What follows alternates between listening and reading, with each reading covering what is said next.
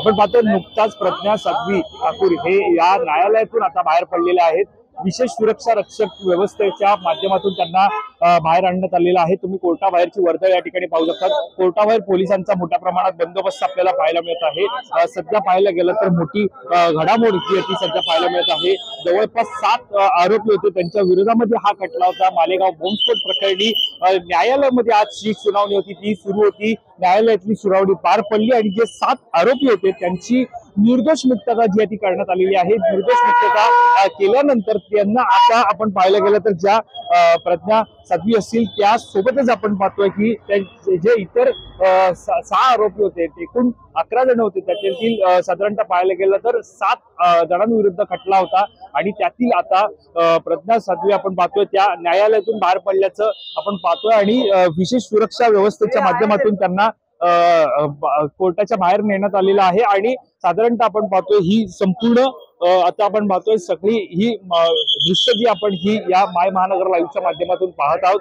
साधारणतः आज सकाळपासून या मुंबई सेशन कोर्ट मध्ये सुनावणी जी आहे ती पार पडत होती। एकंदरीत मालेगाव बॉम्बस्फोट प्रकरणी अत्यंत महत्वाची अशा प्रकारची ही सुनावणी होती। त्यामुळे निश्चितच ज्या प्रकारे आपण पाहतो आता निर्दोष मुक्तता या आरोपींची झाल्यानंतर एकंदरीत संशयाच्या पार्श्वभूमीवरती आरोप हे सिद्ध होऊ शकत नाही असा न्यायालयाचा निकाल होता आणि त्या सगळ्याच्या पार्श्वभूमीवरती पुराव्यांअभावी जे आरोपी होती त्यांचे निर्दोष मुक्तता जी आहे ती करण्यात आलेली आहे। एकंदरीत आपण पाहतोय इतर आरोपी सध्या न्यायालयामध्येच आहेत, मात्र प्रज्ञा साध्वी होते त्या न्यायालयातून बाहेर पडलेल्या विशेष सुरक्षेच्या माध्यमातून ते न्यायालयाच्या बाहेर पडले आणि थेट त्यांची गाडी जी आहे ती पुढे गेलेली आहे। त्यामुळे आता या सगळ्या प्रकरणी त्यांची प्रतिक्रिया नेमकी काय असणार हे पाहणं महत्त्वाचं ठरणार आहे। आज सकाळी जर आपण पाहायला गेलं तर या सगळ्याचा निकाल जेव्हा समोर आला त्या निकालानंतर राज्याचे मुख्यमंत्री देवेंद्र फडणवीस असतील, उपमुख्यमंत्री एकनाथ शिंदे असतील यांनी सुद्धा प्रतिक्रिया ज्या त्या दिलेल्या आहेत। साधारणतः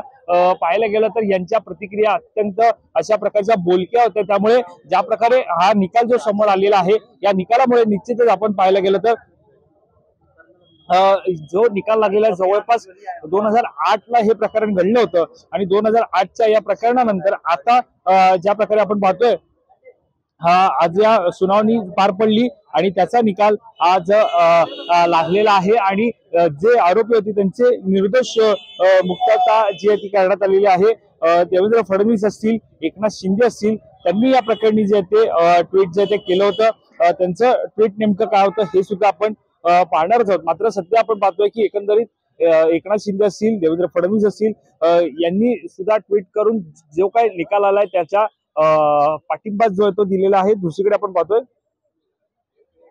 देवेंद्र फडणवीस असतील त्यांचं नेमकं या सगळ्यावरती म्हणणं काय होतं हे आपण पाहत आहोत। साधारणतः या सगळ्यामध्ये सुनावणी जी आहे ती मुंबई सेशन कोर्टमध्ये सुरू होती आणि या सुनावणीमध्ये ही सुनावणी पार पडल्यानंतर आपण पाहतोय ही सुनावणी झाल्यानंतर जे आरोपी होते त्यांची कुठेतरी आपण पाहतोय निर्दोष मुक्तता जी आहे ती करण्यात आलेली आहे। त्यामुळे निश्चितच या एकनाथ शिंदे असतील आणि देवेंद्र फडणवीस असतील त्यांच्या ट्विट नंतर साधारणतः विरोधक असतील त्यांनी सुद्धा एकंदरीत आरोप जे ते करायला सुरुवात केलेली आहे। साधारणतः ज्या प्रकारे हा सगळा आपण पाहतोय आज सकाळपासूनच या नेमका निकाल काय लागणार याकडे सर्वांचं लक्ष लागलं होतं आणि त्याच्यानुसार निकाल जो आहे तो लागलेला आहे। आणि निकाल लागल्यानंतर ज्या प्रकारे आपण पाहतो निकाल हा जो काय लागलेला आहे या लागलेल्या निकालानंतर साधारणतः संपूर्णपणे सर्वांनी प्रतिक्रिया जी आहे ते द्यायला सुरुवात सुद्धा केलेली आहे।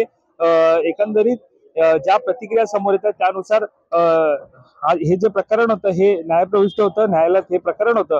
मात्र या प्रकरणाचा निकाल लागल्यानंतर सर्वत्र जे काँग्रेस सरकारच्या काळामध्ये जो काय हा बॉम्बब्लास्ट झाला होता त्यामुळे जे सत्ताधारी भाजप असेल त्यांच्याकडून आता कुठेतरी काँग्रेसवर निशाणा आपण पाहायला गेलं तर साधल्याचं पाहायला मिळतं। काँग्रेसकडून त्यांच्यावरती कुठेतरी टीका होताना काँग्रेसवरती त्यांच्यावरती साधारणतः भाजप सरकार होतं, आता भाजप जे सरकार आहे त्यांच्याकडून काँग्रेसवरती जी ती एक प्रकारे या सगळ्यावरून टीका होताना पाहायला मिळतंय। मात्र असं असलं तरी सध्या जो काय निकाल लागला होता त्यावेळेला या सगळ्या पार्श्वभूमीवरती आता जे काय आपण पाहतोय जे काही 7 आरोपी होते त्यांची निर्दोष मुक्तता झालेली आहे. त्यामुळे निश्चितच आता या सगळ्या प्रकरणी पुढची घटना काय असणार हे सुद्धा पाहणं महत्त्वाचं ठरणार आहे. कॅमेरा पर्सन अवधेश परिसर, मी वैभव पाटील, मुंबई.